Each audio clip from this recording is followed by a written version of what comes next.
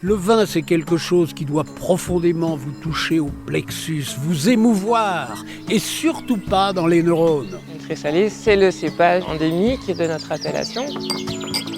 Les gens font du vin pour gagner des ronds, moi je fais du vin parce que ça me plaît, parce que j'ai envie de faire du bon vin. La terre d'ici, ça s'appelle du poudingue. La biodynamie, ça n'est pas une recette, c'est une conviction profonde qui doit vous conduire. Au cœur des vignes, le podcast de Mediavino. Pionnier de la viticulture biologique depuis 1968, le domaine familial Achard-Vincent, situé entre Vercors et Provence, cultive aujourd'hui 11 hectares en biodynamie. Autonomie, travail manuel et respect du vivant rythment chaque étape pour produire des clairettes et des créments de 10 singuliers. Dans cet épisode, Thomas Achard nous ouvre les portes de son domaine pour nous faire partager ses engagements transmis depuis 3 générations. Domaine Achard-Vincent, Thomas Achard, 3 générations d'engagement bio.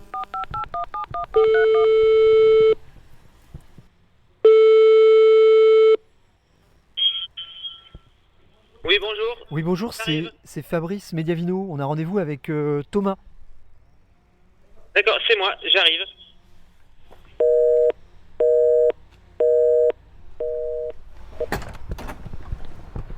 Bonjour Thomas, Bonjour. enchanté de vous rencontrer. Oui, enchanté aussi. On arrive un petit peu perdu au milieu de nulle part quand on arrive chez vous là. C'est l'entrée de la vallée de Quin. Donc c'est une petite entrée mais sur une grande vallée. Est-ce qu'on arrive chez vous par hasard ou il faut venir à Sainte-Croix pour vous rencontrer? C'est un petit peu du hasard quand même et beaucoup de bouche à oreille pour venir ici. Après on a quelques panneaux au bord de la route où certains aventuriers tentent de venir sonner, mais en général c'est surtout on est un peu connu. Alors je me considère pas comme un aventurier en arrivant chez vous, hein. Je considère juste que je viens faire mon boulot pour rencontrer des vignerons. Vous êtes aux commandes d'un domaine qui est ancré sur les terroirs de Die depuis très longtemps. Oui, c'est un domaine familial depuis plus de 6 générations. Et donc avant, on ne sait pas exactement, c'était à d'autres endroits dans le village, la famille a évolué. Mais dans le caveau ici, ça fait depuis 6 générations qu'on est dans ce cave ici. 6 générations, ça veut dire que vous étiez conditionné pour devenir vigneron? Je suis une génération où on a eu le choix de faire ce qu'on voulait, donc j'ai décidé de revenir ici qu'après mes 24 ans. Qu'est-ce qui vous a intéressé dans l'idée de reprendre les rênes d'un domaine comme ça qui est installé depuis longtemps?